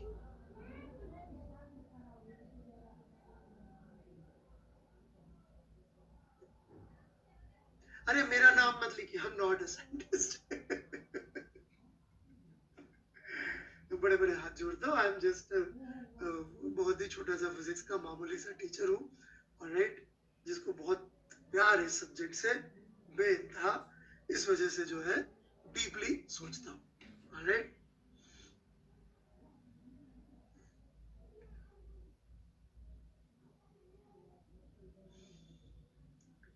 ओके, ऑलराइट, देखिए न्यूटन के काम में कोई भी इंप्रूवमेंट सिर्फ एक ही आदमी कर सकता था, एंड दैट इज खुद Newton. Alright, nobody else except Newton could have done it. तो न्यूटन जी ने ही कंडीशंस दी थी. ऑलराइट, और वो कंडीशन भी अनफॉर्चुनेटली बहुत गलत सलत तरीके से पढ़ा दी जाती है. ऑलराइट, हाँ हाँ, मैं तो बोलता हूं if there is God, God is Newton. Alright, if there is God, Newton is my God. Alright, Newton ही भगवान है. ओके, एटलीस्ट मतलब फिजिक्स का. तो इनफैक्ट भगवत गीता के अंदर जब भगवान कृष्ण खुद को डिस्क्राइब करते हैं तो वो बोलते हैं कि हर चीज का बेस्ट मैं हूँ. जैसे जानवरों में शेर मैं हूँ और पक्षियों में बाज मैं हूँ. ऑलराइट, तो यदि गीता न्यूटन के बाद आई होती तो निश्चित रूप से भगवान कृष्ण कहते कि साइंटिस्ट में न्यूटन मैं हूँ. ओके, साइंटिस्ट में न्यूटन मैं हूँ. Alright, this is what would have been one verse in Bhagavad Gita. Alright, coming back.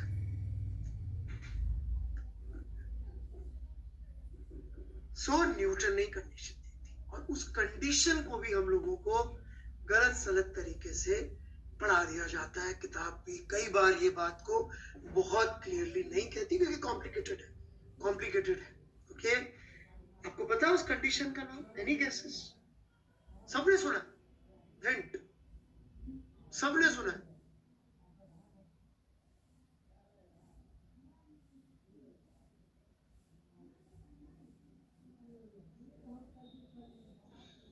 Newton का ही है, न्यूटन ने ही दिया कंडीशन, सबने सुना भी है.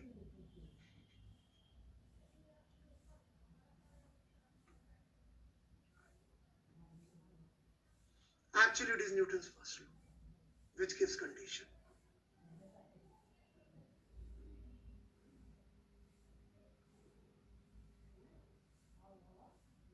But if you read it, लिख भी लीजिएगा, प्लीज लिख लीजिएगा न्यूटन फर्स्ट लॉ. ये न्यूटन का वर्जन है. ऑलराइट, जरूर लिख लीजिएगा.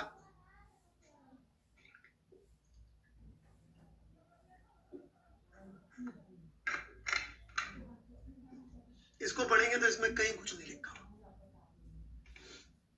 इसमें कहीं कुछ नहीं लिखा हुआ.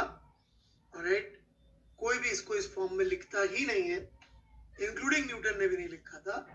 ऑलराइट, कितने लोगों ने लिख लिया? ये लॉ लिख लीजिएगा, Newton first law. I am starting Newton law now. I am starting from first law actually now. We are beginning Newton law. Okay,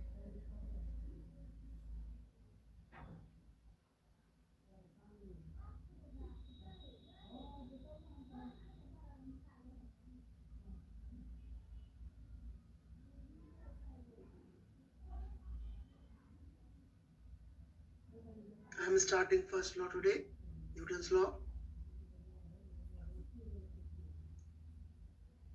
लिख लिया? नहीं लिखी तो बेटा अभी आ जाएंगी स्लाइड आधे घंटे में, आप लिख लीजिएगा. जो मैं बोल रहा हूँ वो लिख लीजिएगा ना. I am waiting for you to write it. लिखना जरूरी है, अभी लिखना जरूरी है.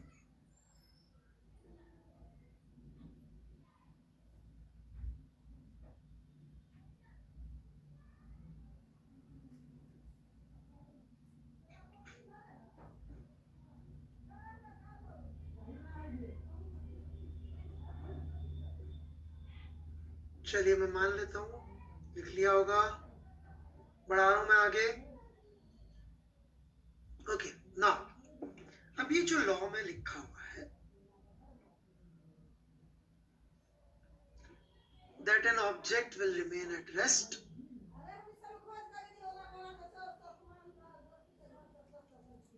alright, remain at rest or in uniform motion in a straight line unless acted upon by an external force. बड़े सिंपल सी बात लिखी हुई है, मैं बिल्कुल सच बोल रहा हूँ. जो नेक्स्ट बात है, जब मैं 9th 10th क्लास में लॉ पढ़ा, फर्स्ट लॉ, फिर मैंने सेकंड लॉ पढ़ा, I was not impressed by Newton, believe. मतलब मेरे को न्यूटन मतलब लगा यार कि दम नहीं बनता। छोटा बच्चा था मैं, 9वीं कक्षा में, मैंने पढ़ा, मैंने कहा दम नहीं बनता। एनी गेसेस ऐसा क्यों सोचा होगा मैंने? फर्स्ट लॉ पढ़ा, वो ठीक लगा। सेकंड लॉ पढ़ा तो मुझे लगा न्यूटन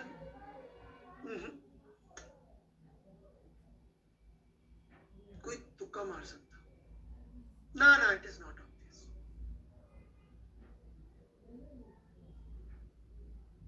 नो ना,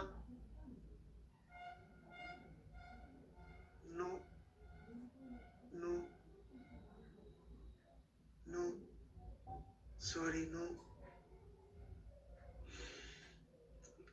देखिएगा, मैंने जब सेकंड लॉ पढ़ा, मैंने हिंट दिया था, ऑलराइट, मैंने हिंट दिया था, किसी ने पकड़ा नहीं हिंट, ऑलराइट। नहीं नहीं नहीं, मैं हमेशा ऐसे नहीं सोचता था। क्या बात कर रहा है, ऑलराइट। मतलब मैं इंटेलिजेंट था, बट इतना नहीं कि ये सब सोच लेता। मैंने कहा कि यार जो ऊपर लिखा हुआ है उसमें यदि मैं फोर्स को जीरो कर दूं तो एक्सेलरेशन जीरो हो जाएगा। सेकंड लॉ में यदि मैं फोर्स को जीरो कर दूं तो एक्सेलरेशन जीरो हो जाएगा कि नहीं हो जाएगा? बोलो भाई, हो जाएगा ना जीरो।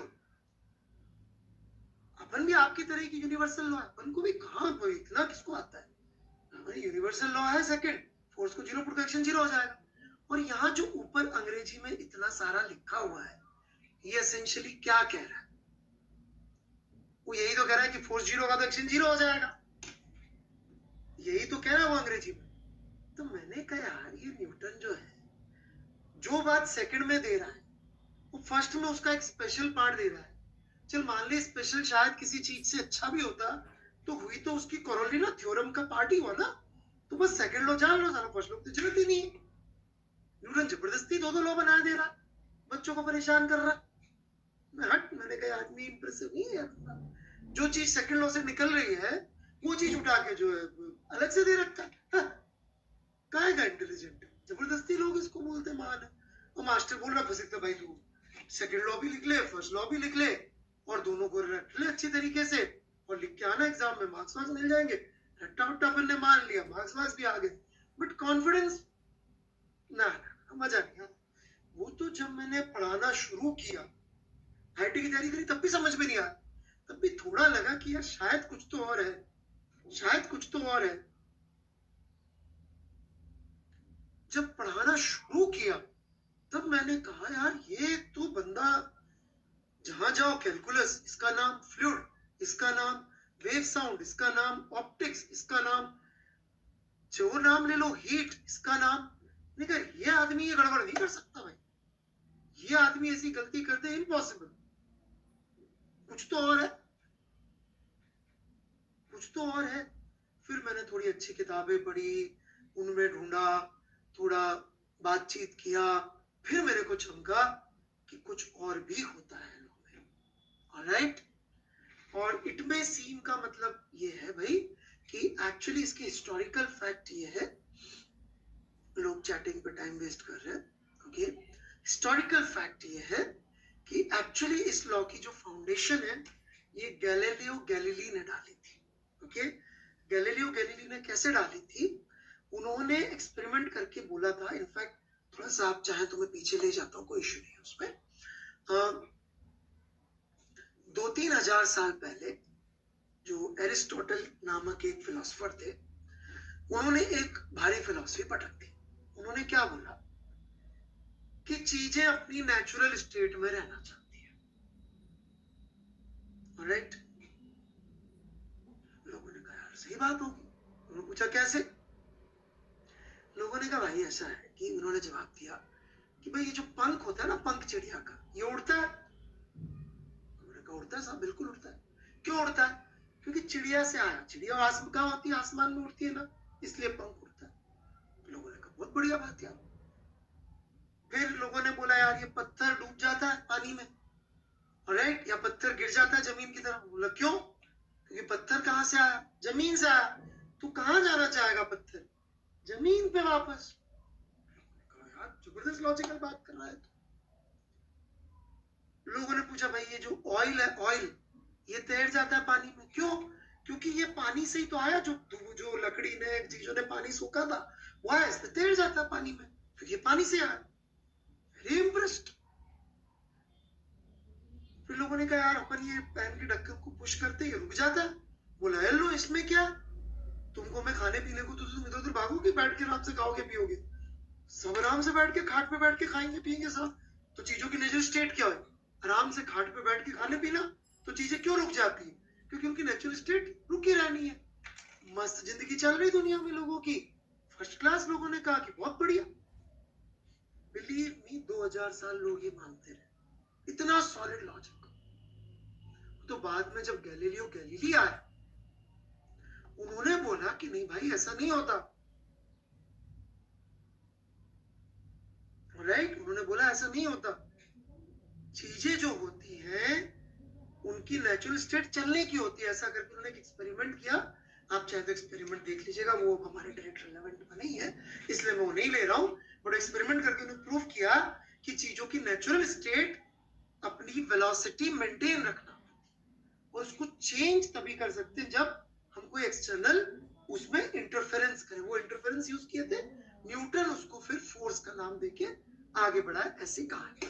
ओके, तो फर्स्ट लॉ का ये वर्जन हमारे काम का नहीं है। अभी तक हम क्या सीख चुके हैं? पहले मैं वो ले रहा हूं, उसमें डाउट्स है तो वो ले रहा हूं, पहले समरी करूंगा फिर क्वेश्चंस के लिए आंसर दूंगा। हम लोग क्या क्या मेन चीजें सीख चुके हैं जो आपकी कॉपी में लिखा होना चाहिए, एक बार मैं उसको रिव्यू कर रहा हूं। सबसे पहली चीज हम ये सीखे कि दुनिया में जितने भी फोर्सेस हैं न्यूक्लियस के बाहर, वो मैक्रो लेवल पे ग्रेविटेशन है, और बाकी सब चीजें जो है वो चार्ज इंटरेक्शन से आती है। ये बहुत इंपॉर्टेंट चीज आपकी कॉपी में लिखी होनी चाहिए, ठीक है? दूसरी बात जो आपकी कॉपी में लिखी होनी चाहिए कि यही दो फोर्स से आती हैं, और ये फोर्सेस के कॉज इंडिपेंडेंट ऑफ फोर्स है, सॉरी इंडिपेंडेंट ऑफ ऑब्जर्वर है, एब्सोल्यूट है। बहुत बड़ा बड़ा एक पेज पे लिखा होना चाहिए, force is independent of frame. क्यों? क्योंकि फोर्स के जो दो कॉज हैं वो दोनों कॉज इंडिपेंडेंट ऑफ फ्रेम है, राइट? इसलिए फोर्स इंडिपेंडेंट ऑफ फ्रेम है। ये कॉपी में लिखा होना चाहिए। मैं फिर से बोल देता हूं, जो फोर्स इंडिपेंडेंट ऑफ फ्रेम क्यों है? क्योंकि मास, चार्ज, डिस्टेंस टू पॉइंट सब इंडिपेंडेंट ऑफ फ्रेम है। ये लिखा होना चाहिए। फिर फाइनली ये लिखा होना चाहिए कि सेकेंड लॉ या तो रॉन्ग है या कंडीशनल है, और सही आंसर था कि ये कंडीशनल होगा। क्यों कंडीशनल होगा उसका लॉजिक भी लिखा हुआ तो बहुत अच्छा रहेगा, क्योंकि एक्सीलरेशन ऑब्जर्वर पर डिपेंड नहीं करता है और फोर्स डिपेंड करता है, ठीक है? अब कोई क्वेश्चंस हो तो पहले पूछ ले, मैं आगे पढ़ाने का बिल्कुल कोशिश करूंगा। राइट, मैंने क्वेश्चंस को ओपन कर दिया है, यदि अच्छी बात पूछेंगे तो जवाब दूंगा। एक Aditya Krishna condition uniform acceleration हो सकता है, बेटा आप 10 बार ये पूछ चुके, इसका कोई मीनिंग नहीं है। पूरा सेंटेंस लिखे तो मैं जवाब जरूर दूंगा। वो टफ चीज क्या है? टफ चीज है कंडीशन, जिसके लिए मैं तैयारी कर रहा हूं।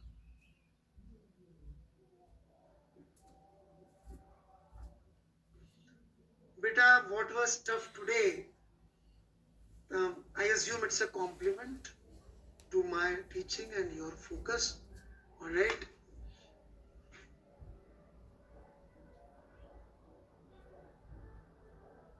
बेटा सूडो का मतलब होता है प्रिंस रॉय जो नहीं है। यदि आपको फोर्स आते हैं तो आप क्यों टाइम वेस्ट कर रहे हैं अपना? तो जब आपको फोर्स ही नहीं आते तो सूडो फोर्स कहां से आएंगे? तो आप मत दीजिए ये सॉल्यूशन प्रिंस रॉय, मैं दे दूंगा। ओके, नहीं जनरल डाउट नहीं। Illusion I don't understand Dhruv. Continue to the condition. Second का सेकंड पार्ट फर्स्ट है।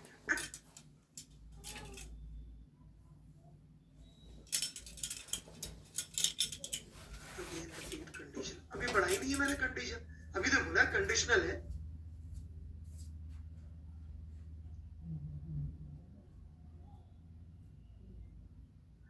that is not the condition, Aditya Krishna. इस लॉ में acceleration can be variable, force can be variable. Variable से तो दोस्ती करनी है अपन को. हो मैं कैलकुलस पढ़ाऊंगा आप लोगों को जब. और वेरिएबल हमारे दुश्मन नहीं, दोस्त होने चाहिए. अच्छी फिजिक्स पढ़ी है तो वेरिएबल से बिल्कुल नहीं घबराने का. इनफैक्ट डाउट हो तो वेरिएबल लेने का. मैं पढ़ा रहा हूँ फिजिक्स आपको. टफ चीजें तो दोस्त बननी है हमारी. दूसरों को जो टफ लगे अपनी दोस्त होनी चाहिए. वेरिएबल से नहीं डरते अपन.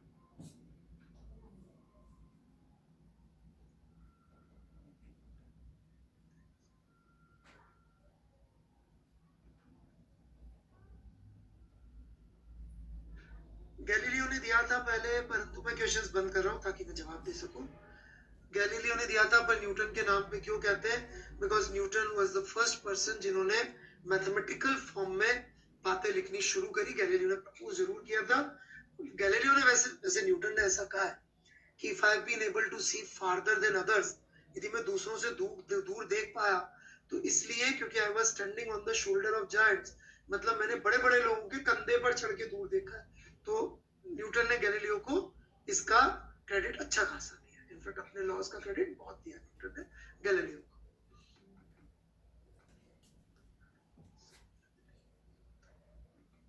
Sir, this means that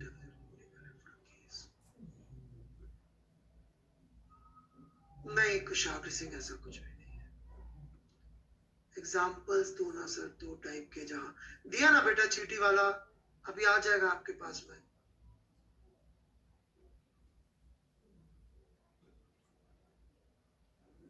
नहीं कोई हिस्ट्री जानने की जरूरत नहीं. जोक कि पहले जमाने में लोग ऐसा सोचते थे.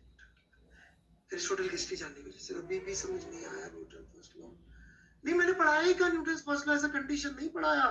पढ़ाना चाहता हूँ कि कैसे वो कंडीशनल है, कैसे कंडीशंस आएंगी उसकी. पढ़ाना चाहता हूँ, पढ़ाया नहीं है अभी.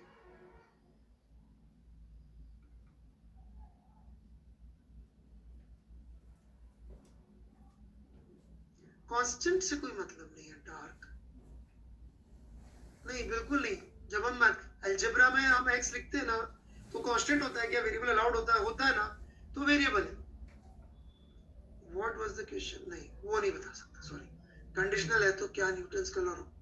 अरे यार ये कितनी बार समझाओ रोहित कुमार. कंडीशनल चीजें गलत नहीं होती है, सिर्फ उनको ध्यान से यूज करना होता है. क्या सारी दवाइयां खराब होती हैं?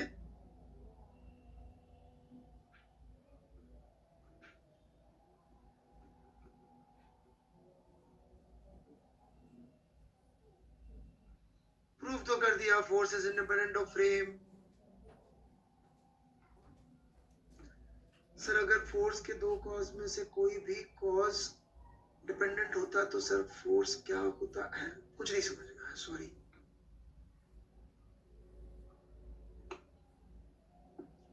सर हम जो पढ़ रहे हैं सब गलत. नहीं गलत नहीं है. गलत नहीं है सर. क्या टाइप का ऑब्जर्वर इंपॉर्टेंट है? आएगा सर. क्या सेकंड लॉ कंडीशनल है तो इसे यूनिवर्सल क्यों कहते हैं? कौन कहता है? अनामिका सिंह कौन कहता है यूनिवर्सल? किसी ने आपको यूनिवर्सल और कंडीशनल बताया ही नहीं होगा आज तक. इन दोनों वर्ड का यूज ही मैंने किया होगा पहली बार. किसी ने ये भी नहीं बोला कंडीशनल है कि यूनिवर्सल है. उसने कुछ बोला ही नहीं. राइट. सॉरी मैं चैट पे ज्यादा ध्यान नहीं दे रहा हूँ, मैं क्वेश्चंस पे ध्यान दे रहा हूँ. Prakash Kumar sir, can you explain once again how first law is similar to second law? First law is not similar to second law. First law is easily derivable from second law, as you can see.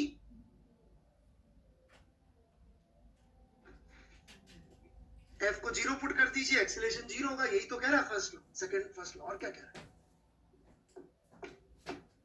So here is, मैं आगे बढ़ा रहा हूं. Ready everyone? Ready everyone? Correct version of Newton's first law, or a better version of first law, which will help us understand the condition.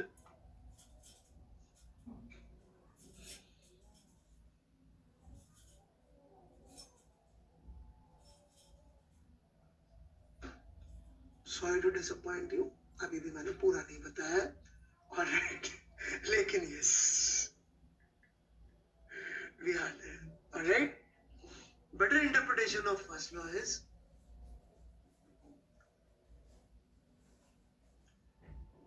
कि who can apply Newton's second law? better interpretation is कि who can apply Newton's second law. ये first law करेगा,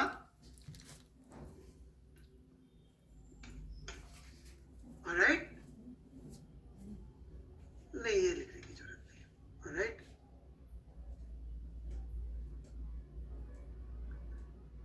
ये हमें बताएगा कि second law लगाने की कंडीशन क्या होगी. क्यों बताएगा?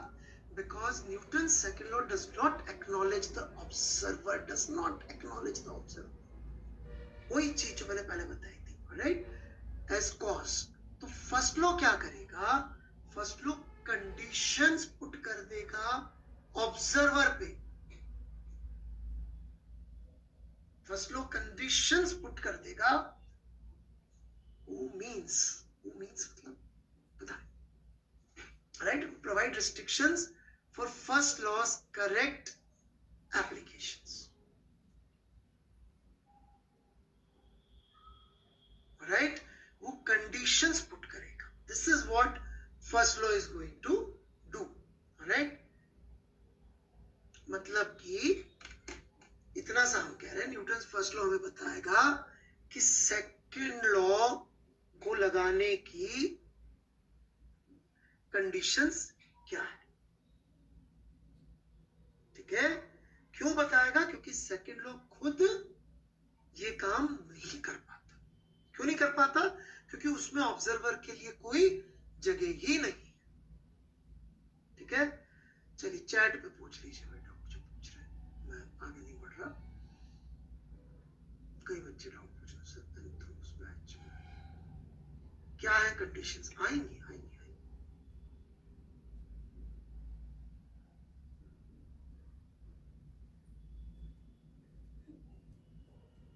कंडीशंस मुझे लगता है मैं अगली क्लास में बताऊंगा. आप लिख लीजिए, जिनको स्लाइड से कुछ भी नहीं आई पहले लिख लीजिए. यही स्लाइड पे कुछ रहते हैं अपन, राइट.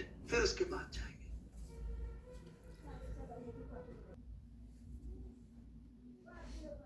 फर्स्ट लॉ देखिए, सेकंड लॉ जो है, इट डज नॉट एक्नॉलेज. क्या एक्नॉलेज नहीं करता सेकंड लॉ? कि ऑब्जर्वर भी कॉज ऑफ एक्सेलरेशन हो सकता है. बात समझ में क्या नहीं आ रही? सेकंड लॉ में ऑब्जर्वर भी कॉज ऑफ एक्सेलरेशन है. इसका कहीं दिख रहा है आपको ऑप्शन? वो तो सिर्फ फोर्स और एक्सेलरेशन को रिलेट कर डालता है ना. इसका तो कोई रिलेशन है ही नहीं वहां पे. उसको कहां रिलेट करता? नहीं करता ना.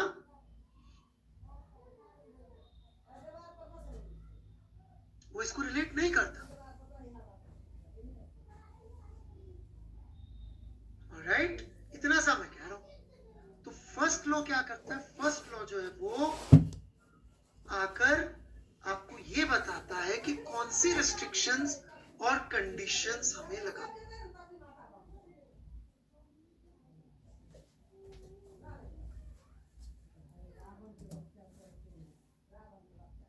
एप्लीकेशंस,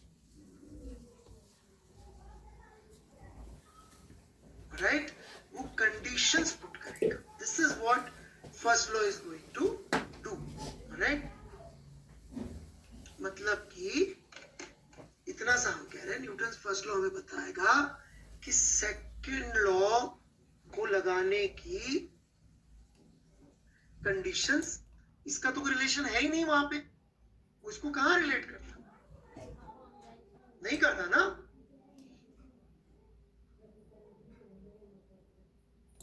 वो इसको रिलेट नहीं करता. ऑलराइट, इतना सा मैं कह रहा हूं. तो फर्स्ट लॉ क्या करता है? फर्स्ट लॉ जो है वो आकर आपको ये बताता है कि कौन सी रिस्ट्रिक्शंस और कंडीशंस हमें लगानी होगी सेकेंड लॉ में.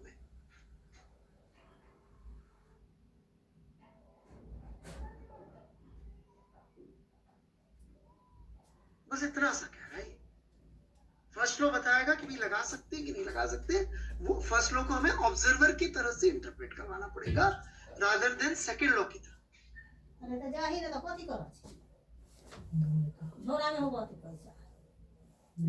न्यूटन्स इक्वेशंस ऑफ मोशन अलग होती हैं.